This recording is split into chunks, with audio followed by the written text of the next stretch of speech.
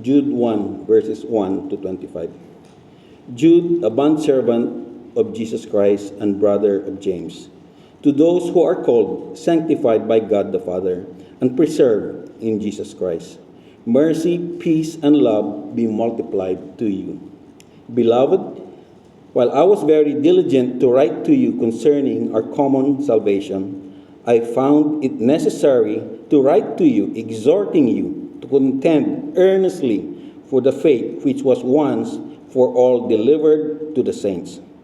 For certain men have crept in unnoticed, who long ago were marked out for this condemnation, ungodly men, who turned the grace of our God into lewdness and denied the only Lord God and our Lord Jesus Christ. But I want to remind you, though you once knew this, that the Lord, having served the people out of the land of Egypt, afterward destroyed those who did not believe, and the angels who did not keep their proper domain, but left their own abode, he has reserved in everlasting chains under darkness for the judgment of the great day, as Sodom and Gomorrah. And the cities around them, in a similar manner to this, having given themselves over to sexual immorality and gone after strange flesh, are set forth as an example, suffering the vengeance of eternal fire. Likewise also, these dreamers defile the flesh, reject authority, and speak evil of dignitaries. Yet Michael the archangel, in contending with the devil, when he disputed about the body of Moses, dared not bring against him a reviling accusation, but said, "The Lord rebuke you." But these speak of evil of whatever they do not know, and whatever they know naturally, like brute beasts. In these things they corrupt themselves. Woe to them, for they have gone in the way of Cain, have run greedily in the error of Balaam for profit, and perish in the rebellion of Korah. These are spots of your love feast, while they feast with you without fear, serving only themselves. They are clouds without water, carried about by the winds, late autumn trees without fruit, twice dead, pulled up by the roots, raging waves of the sea, foaming up their own shame, wandering stars for whom is reserved the blackness of darkness forever. Now Enoch, the seventh from Adam, prophesied about these men also, saying, "Behold, the Lord comes with 10,000 of his saints, to execute judgment on all, to convict all who are ungodly among them of all their ungodly deeds, which they have committed in an ungodly way, and of all the harsh things which ungodly sinners have spoken against him. These are grumblers, complainers, walking according to their own lust, and they mouth great swelling words, flattering people to gain advantage. But you, beloved, remember the words which were spoken before by the apostles of our Lord Jesus Christ, how they told you that there would be mockers in the last time who would walk according to their own ungodly lust. These are sensual persons who cause divisions, not having the Spirit. But you, beloved, building yourselves up on your most holy faith, praying in the Holy Spirit, keep yourselves in the love of God, looking for the mercy of our Lord Jesus Christ unto eternal life. And on some have compassion, making a distinction, but others save with fear, pulling them out of the fire, hating even the garment defiled by the flesh. Now to him who is able to keep you from stumbling, and to present you faultless before the presence of his glory with exceeding joy, to God our Savior, who alone is wise, be glory and majesty, dominion and power, both now and forever. Amen. Thank you, Brother Vidal. Good morning, everyone. This morning, I would like to share with you the book of Jude. We read this book last Monday for our synchronous Bible reading, and I would like to share it with you. The author of Jude is Jude himself, a bondservant of Jesus Christ and brother of James. He is not Jude Thaddeus. He's a different man. Jude could have introduced himself as the brother of Jesus, yet he chose instead to call himself a servant of Christ, meaning the writer of this book is half-brother of our Lord Jesus Christ. Okay. The letter is written to those who are called, sanctified by God the Father, and preserved in Jesus Christ. These are genuine believers. They are called by grace, they are loved by the Father, they are kept by Christ. This letter, therefore, is addressed to every true believer in every generation. It was written around AD 65 to 80, before the destruction of apostolic Christianity and during the rapid spread of false teachers throughout the churches. Jude originally intended to write concerning our common salvation, but the Holy Spirit redirected him because dangerous false teachers had secretly entered the churches. Instead of writing about salvation, Jude wrote about contending for the faith. The title of our message this morning is The Battle for Biblical Truth. Let us pray. Father, we give thanks this morning because you have given us the opportunity to study your word and to worship you. We come before you, we acknowledge our trespasses, and we ask your forgiveness. Father, forgive us and make us clean this morning. Lord, I pray that you would help me as I preach your word to your people. Pray that you would bless each and every one of us. Give me power, give me strength, and knowledge that comes from you. This I pray in Christ's name. Amen.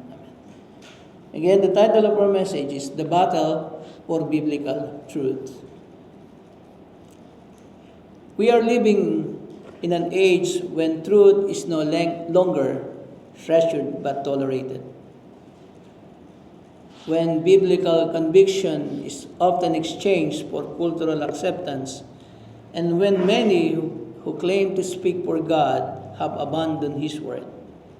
The greatest threat to the church today is not persecution from outside, but deception from within.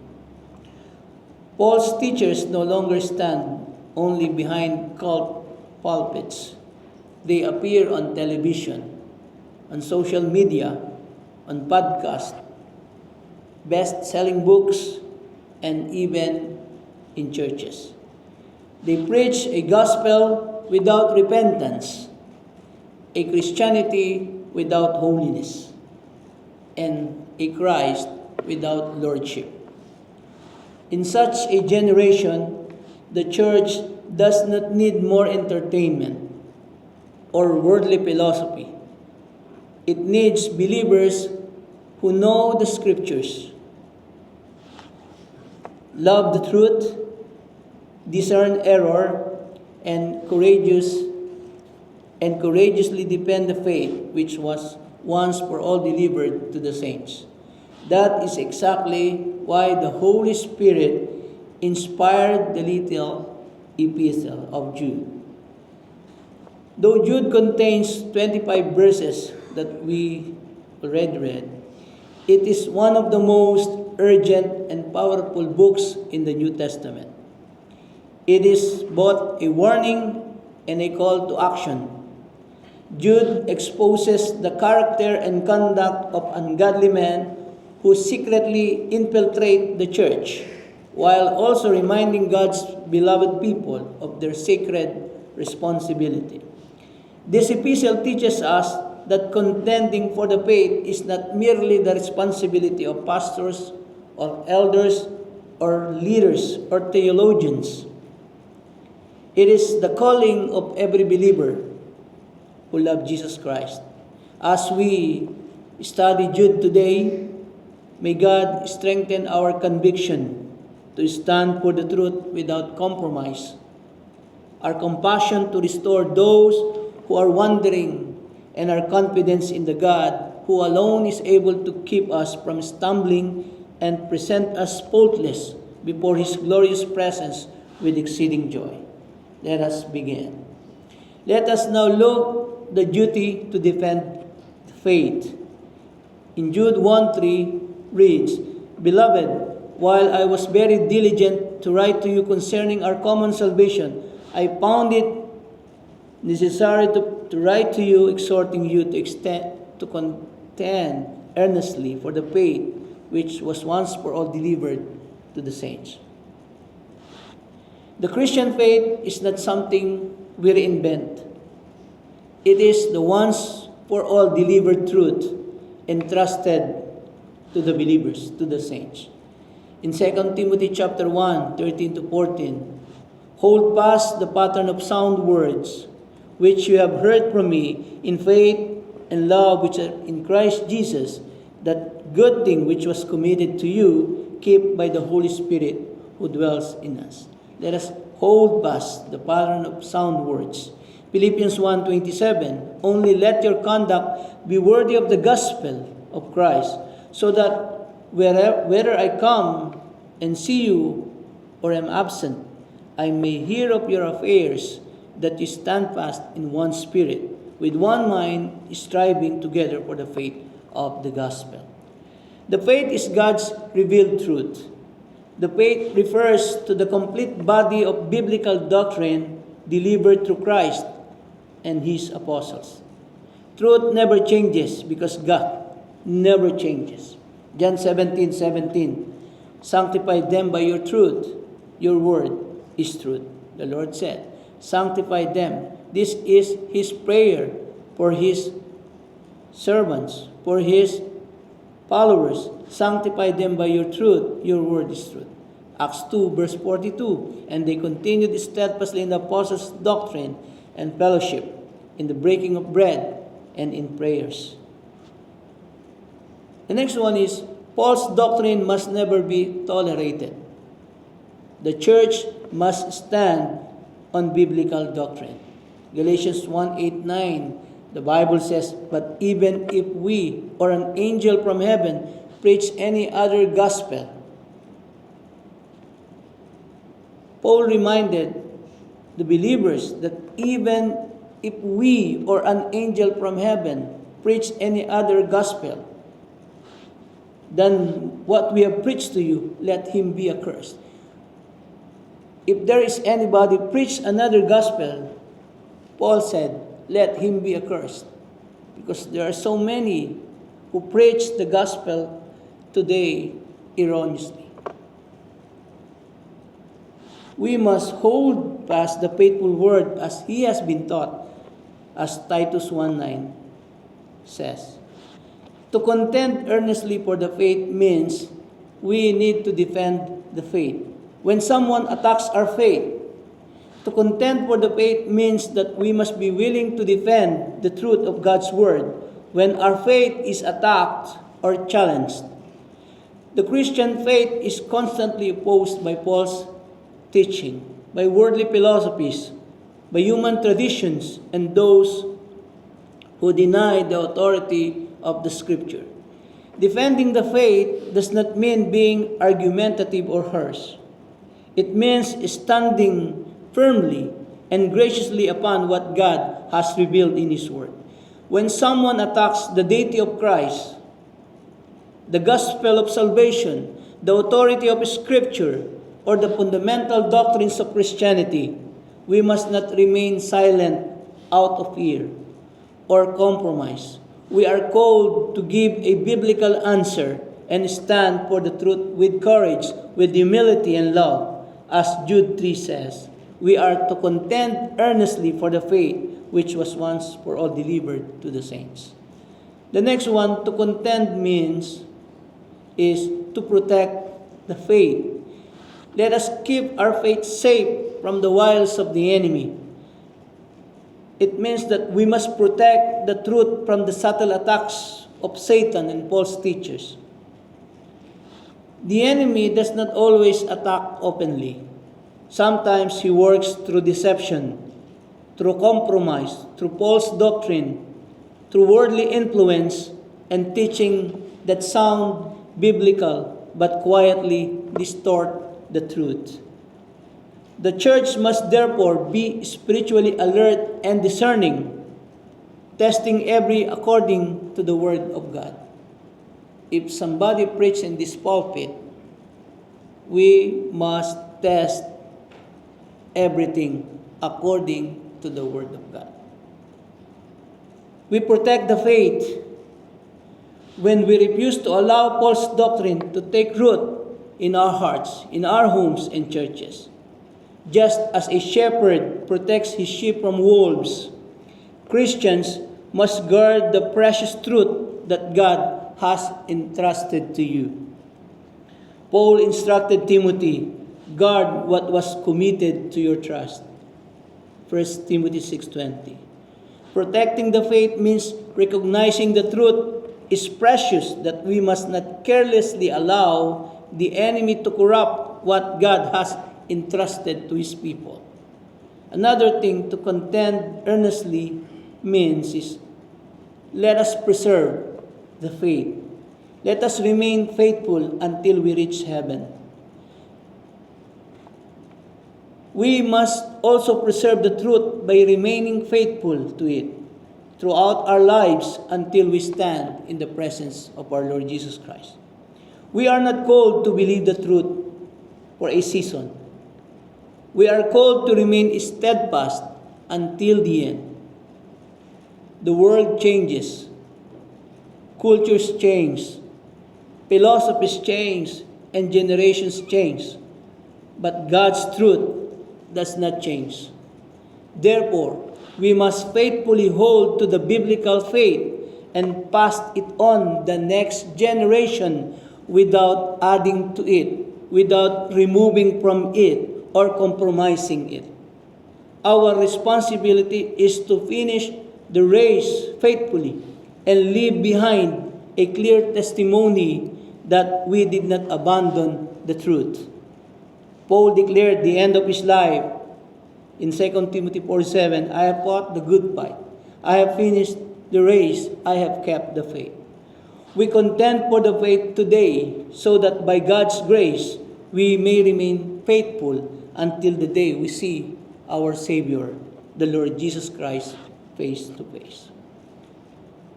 To contend earnestly our faith means is to proclaim the faith. Let us give the unsaved an opportunity to hear the gospel. We must proclaim the faith that those who are lost may hear the gospel and have the opportunity to believe in our Lord Jesus Christ. The truth we depend is not meant to be locked inside our church. It is a message that must be proclaimed to the world. There are people around us who never truly heard the gospel of our Lord Jesus Christ, that Jesus died for our sins, that He was buried, and that He rose again. And that salvation is found only in Him.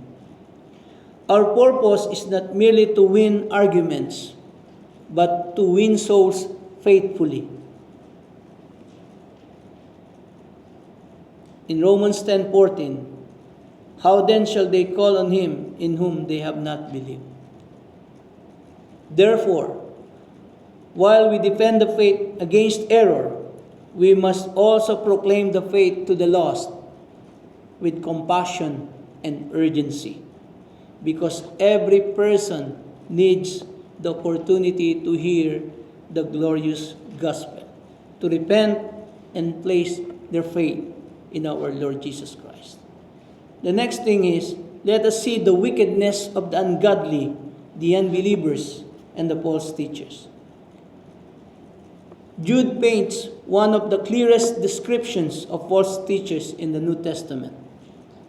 They are not merely mistaken, they are spiritually dangerous. Matthew 7:15, beware of false prophets who come to you in sheep's clothing, but inwardly they are ravenous wolves.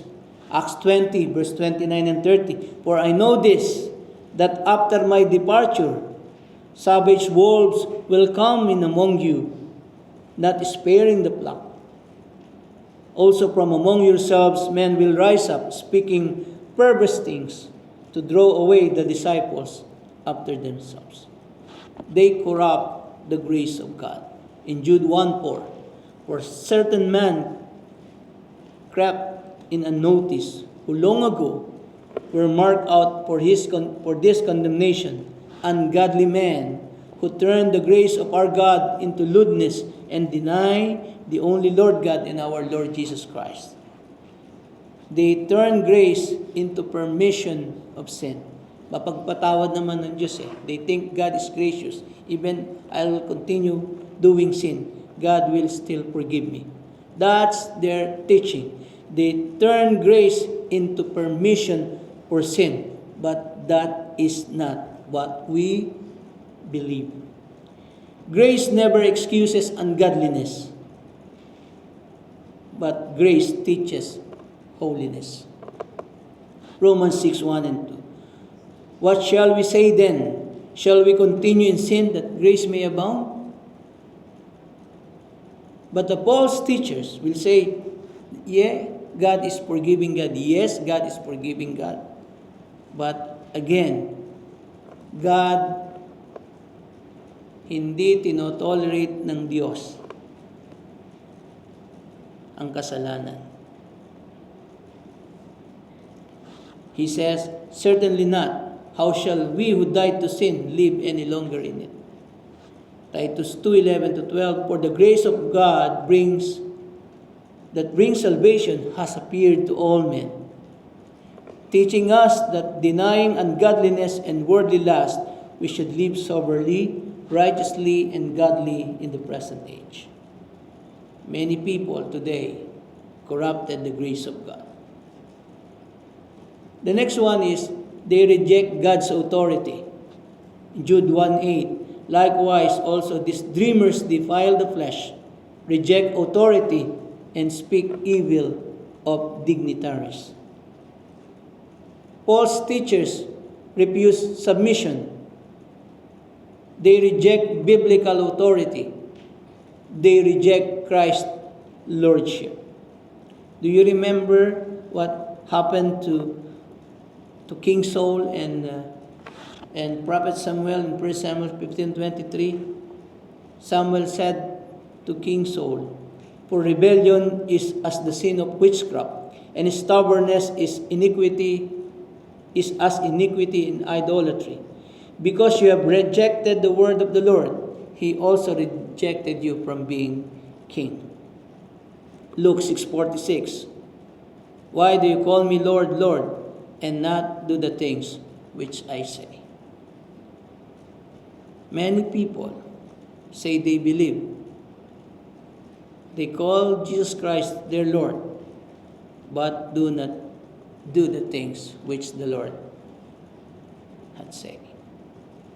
Another thing is they live for self.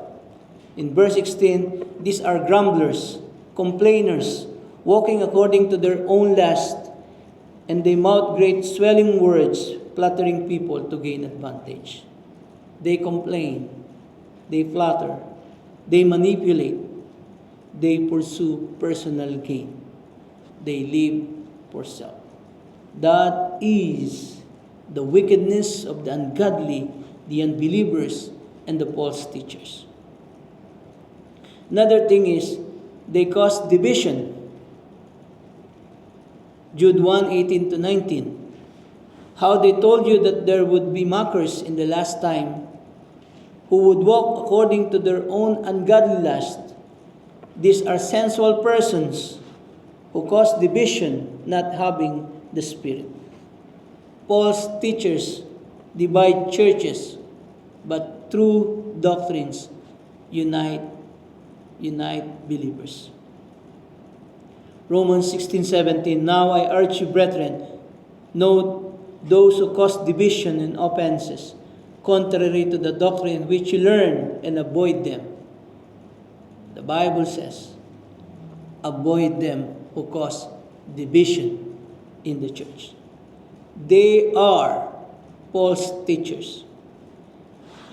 Ephesians 4:3, endeavoring to keep the unity of the Spirit in the band of peace.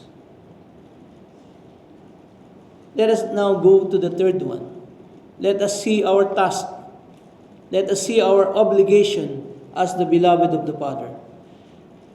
You can read it in Jude chapter 1, verse 20 up to verse 23. I'll not read it.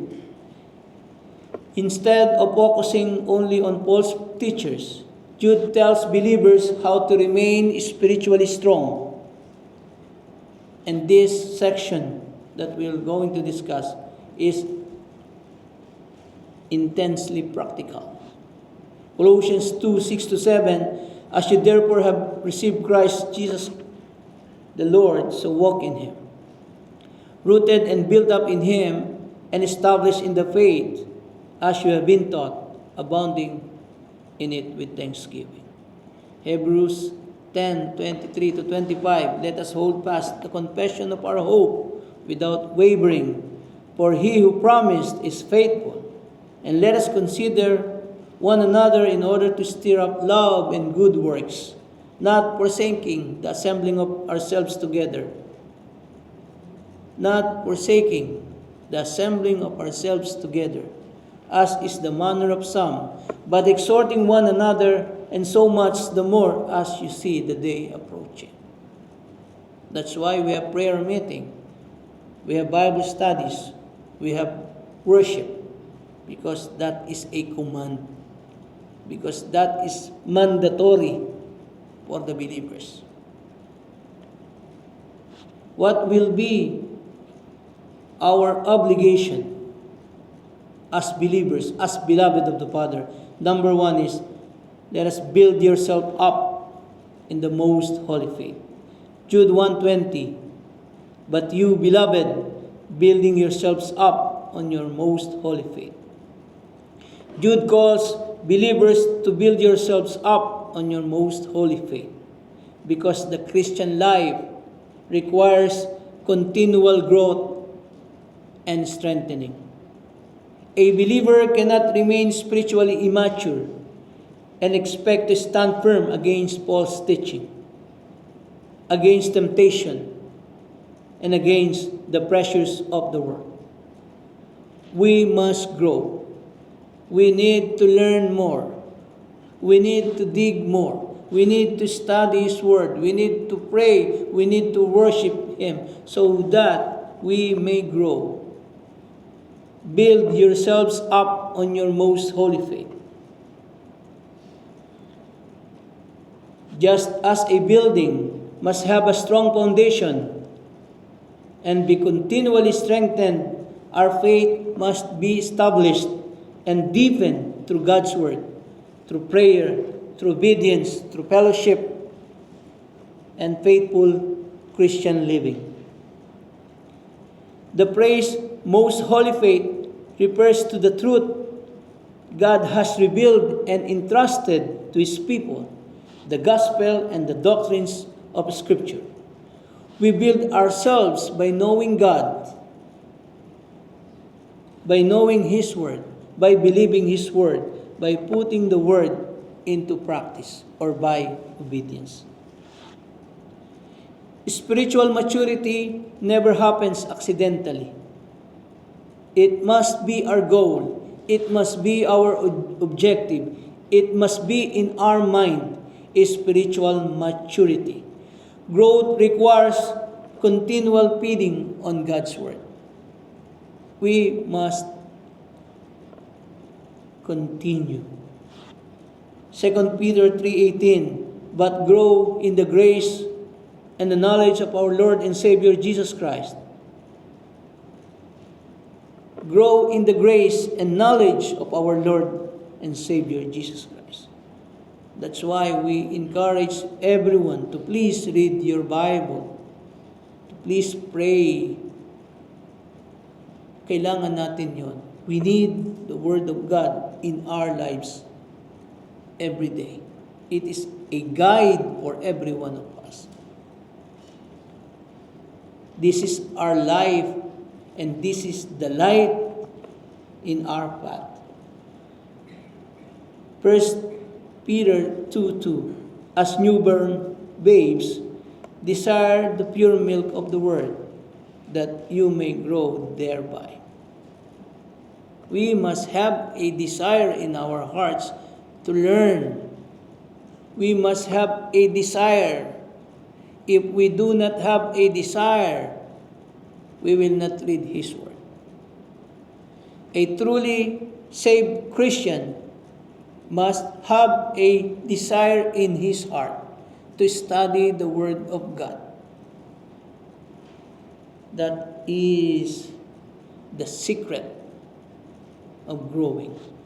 Number 2 obligation is this. Jude 1:20, praying in the Holy Spirit.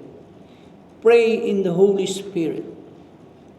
To pray in the Holy Spirit means that our prayer must be guided, must be empowered, and must be influenced by the Holy Spirit. Prayer is not merely repeating words or religious phrases or a memorized routine. It must come from a sincere and humble heart that desires to commune with God. The Holy Spirit helps us to pray according to God's will, gives us wisdom concerning what to pray for, and bring our hearts into submission to God. True prayer is not about how many words we can say, but about the sincerity of our hearts before the Lord. Jesus warned against meaningless repetition, teaching that prayer is not about using many words to impress in Matthew 6:7. When we pray in the Holy Spirit, we come before God with a genuine heart, trusting Him, seeking His will, confessing our sins, giving thanks, and depending completely upon Him. A Spirit-led prayer is not simply spoken by the lips. It flows from a surrendered heart to God. Prayer empowered by the Holy Spirit aligns us with God's will. This is true, my brothers and sisters. When you are led by the Holy Spirit in prayer, the Holy Spirit guides us into His will. Prayer is dependence upon God. Ephesians 6:18, praying always with all prayer and supplication in the Spirit, being watchful to this end with all perseverance and supplication for all the saints. That's why we pray for the missionaries, we pray for the pastors, we pray for the leaders, we pray for everyone, because that is a command. That is a command. May I ask you this? How many times you pray every day? How many times you pray? When you woke up in the morning, did you pray? When you're going to bed, did you pray? When you take your lunch or dinner, did you pray? This is important. This is important. Remember Jesus Christ? He prayed 40 days and 40 nights. Even our Lord Jesus Christ spent time in prayer. 40 days and 40 nights straight. 40 days and 40 nights He prayed. Why? Because Jesus Christ knew the power of prayer. Be prayerful. Be prayerful. Pray in the Holy Spirit. Number 3 obligation is keep yourselves in the love of God. Verse 21, keep yourselves in the love of God means to remain in close fellowship with God through faith. We must remain close with God every day. and a life that honors Him. We must honor Him. We must honor God. Jude is not saying that we must earn God's love or that God's love depends upon our performance. God's love for His children is steadfast and unchanging. Rather, believers are commanded to remain within the sphere of God's love by walking closely with Him and obeying His word. Keep yourselves in the love of God. He must be the center of our life. He must be the center of our belief. He must be the center of our activities the whole day. We must include God in our lives every day.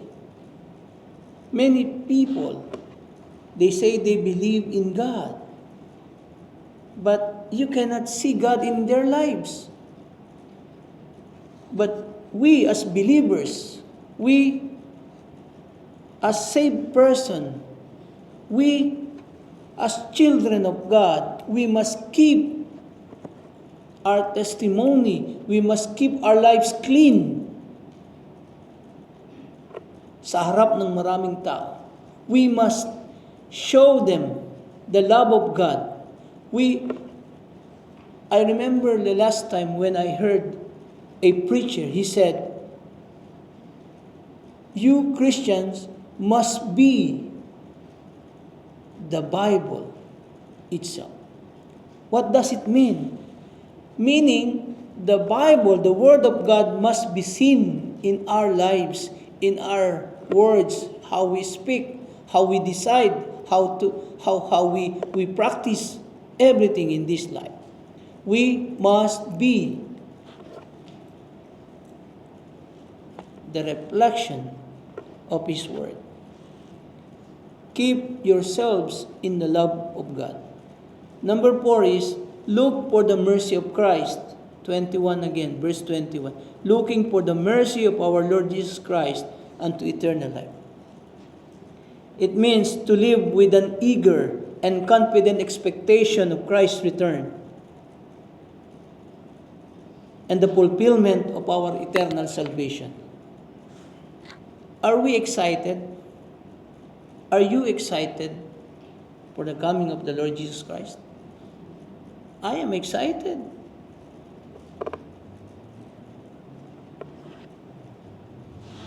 As believers, our hope is not ultimately found in this present world.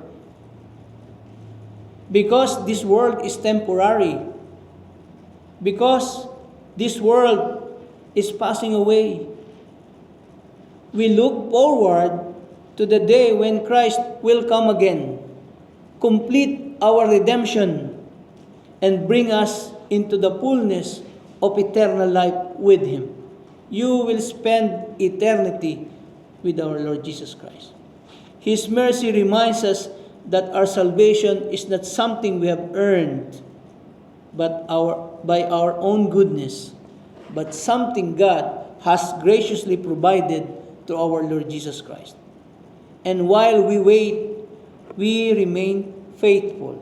We remain holy and watchful, knowing that our salvation will come when the Lord Jesus Christ returns.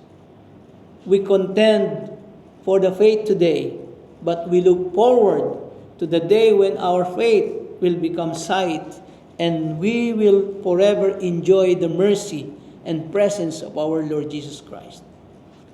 Titus 2:13, looking for the blessed hope and glorious appearing of our great God and Savior Jesus Christ.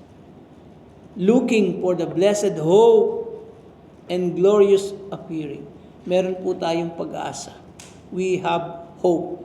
The Bible declares a blessed hope. Why blessed hope? Because this is true. Because this is 100% sure that Christ will return again and He will bring us into eternity. Philippians 3:20 to 21, for our citizenship is in heaven. I'm a Filipino citizen. You are American citizen. But the Bible says here, our citizenship is in heaven. Can you just imagine? Hindi pala tayo taga rito eh. We are strangers in this world. We are strangers in this world. Our true home is in heaven, from which we also eagerly wait for the Savior, the Lord Jesus Christ, who will transform our lowly body that it may be conformed to His glorious body. Papalitan ng Diyos. God will transform our lowly body, our earthly body, to His glorious body, according to the working by which He is able even to subdue all things to Himself. So, keep yourselves in the love of God, look for the mercy of Christ, and number 5, rescue those who doubt. Jude 1:22, and on some have compassion, making a distinction.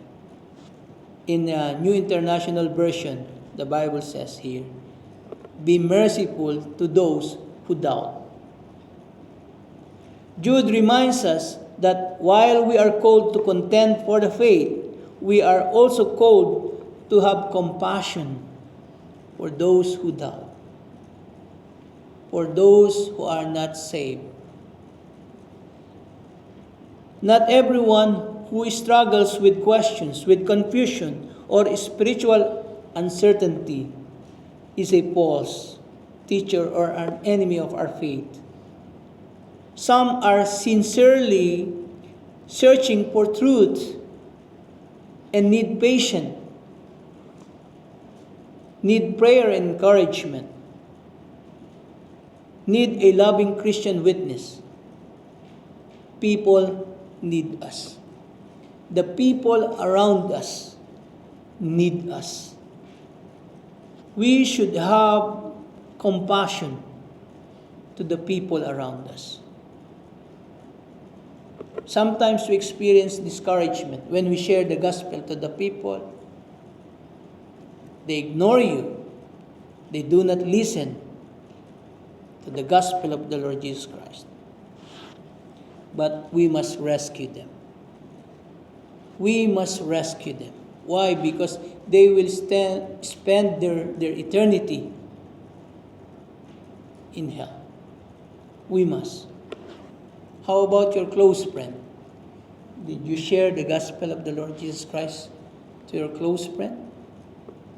To your mother, to your father, to your boss, to your colleagues?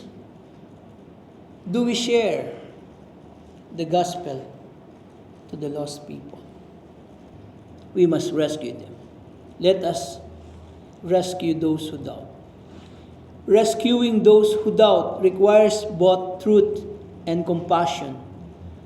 Truth to correct their confusion, and compassion to keep them from falling away. We do not compromise biblical truth to show love. And we do not withhold love while defending biblical truth. Our goal is not merely to prove that someone is wrong, but to help restore a wandering soul and point that person to Jesus Christ, who is the truth and the source of eternal life. Galatians 6:1, brethren, if any man is overtaken in any trespass, you who are spiritual, restore such a one in a spirit of gentleness, considering yourself, lest you also be tempted. For example, if somebody is overtaken in any trespass or live in sin, you who are spiritual, meaning we have an obligation to the erring brothers, to the erring sisters, to rescue them, That is our obligation. The biblical standard is who are spiritual, meaning if you are living in sin like him or like them, you are not authorized. You are not the right person to correct that one. The Bible clearly states in this verse that who are spiritual, meaning yung matino ang magtutuwid sa mga mali. Meaning the righteous, the good one, will help those who are living in sin. James 5:19 to 20, Brethren, if any among you wanders from the truth, and someone turns him back, let him know that he who turns a sinner from the error of his way will save a soul from death and cover a multitude of sins. Can you just imagine, for example, if you bring one people, you save him from the eternal punishment. You save him from death, and you cover a multitude of sins. And the last one is, let us show mercy with discernment. Jude 1:23, but others save with fear, pulling them out of the fire, hating even the garment defiled by the flesh. In New International Version, save others by snatching them from the fire. To others, show mercy, mixed with fear-hating, even the gloating stained by corrupted flesh.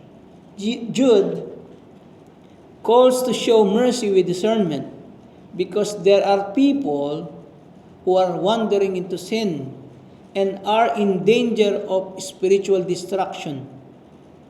We must not simply watch them fall. We must reach out. We must warn them and lovingly point them back to the truth of God's Word. Sometimes rescuing a person requires courage to pull them away from the fire before it consumes them. We must have compassion for the sinner without compromising with the sin. We must love the person without becoming comfortable with the lifestyle that is destroying them. Jude's warning, hating even the garment defiled by the flesh, reminds us that while we reach to rescue those who are falling, we must also be careful not to fall with them. We can enter the battlefield to rescue the wounded, but we must never surrender our weapons or abandon our position. We must show mercy to those who are lost and in danger, but we must also guard ourselves carefully so that we do not fall into the same sin. We rescue others with compassion, but we approach sin with holy fear. Our hands should be willing to reach the sinner, while our hearts remain firmly anchored in Christ. Because biblical compassion is never blind. We love people without embracing their sin. We must have mercy on them, because mercy must always be guided by holiness. That is our task and our obligation as beloved of the Father. Zechariah 7:9, thus says the Lord of hosts, execute true justice, show mercy and compassion, everyone to his brother. We must know how to use justice and mercy. Not all times they need mercy. Not all times they need justice. We must have an intelligent mind to show them mercy and to show them the correction that they need. My last verses, 2 John 10:11. If anyone comes to you and does not bring this doctrine, if anyone comes to you and does not bring this doctrine, the Bible says, do not receive him into your house, nor greet him.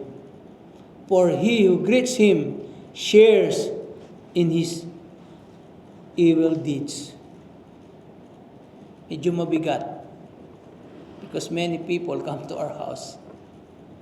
Different religion, different belief. We must have, kailangan natin ng talino. We must need an intelligent mind, guided by the Holy Spirit of God. Jude closes with one of the greatest doxologies in the Scripture. He said in verse 24 and 25, now to him who is able to keep you from stumbling and to present you faultless before the presence of his glory with exceeding joy.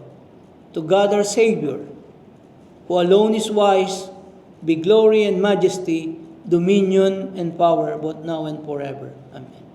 While believers are commanded to contend, build, pray, keep, rescue, and show mercy, our confidence ultimately rests not in ourselves, but in God. Because He is able to keep us from falling, to preserve us, and to present us faultless, and to receive all glory forever. Our generation desperately needs Christians who know the truth, defend the truth, live the truth, and proclaim the truth without compromise. May we be found faithful until Jesus Christ returns. Can I invite everyone to please stand? May we be found faithful until Jesus Christ returns. Will we merely know the faith, or will we contend earnestly for it? Will we simply attend church, or will we become faithful defenders of God's truth? May we be a people who stand firmly in the faith, walk faithfully with Christ, and remain steadfast until the end, so that He may present us faultless before His glorious presence with exceeding joy. May God bless His message. Let us pray.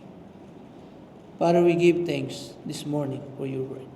Thank you, Lord, that you remind us this morning that we should defend our faith against the wiles of the devil, against the false teachers, against the errors, against Satan.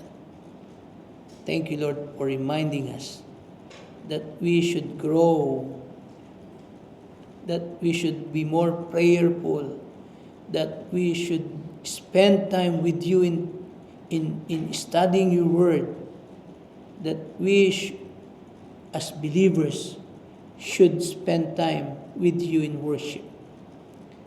Thank you, Lord, that our glorious hope is in heaven. Thank you, Lord, that our citizenship is in heaven, not in this world. Thank you, Lord, that you saved us. Thank you, Lord, that you brought us from darkness into light. Thank you, Lord, that you have given us the opportunity to worship you and to serve you. Thank you, Lord, because you have been so good to us. We enjoy the spiritual blessings that we have from you. We praise you, we honor you. This we pray in Christ's name. Amen.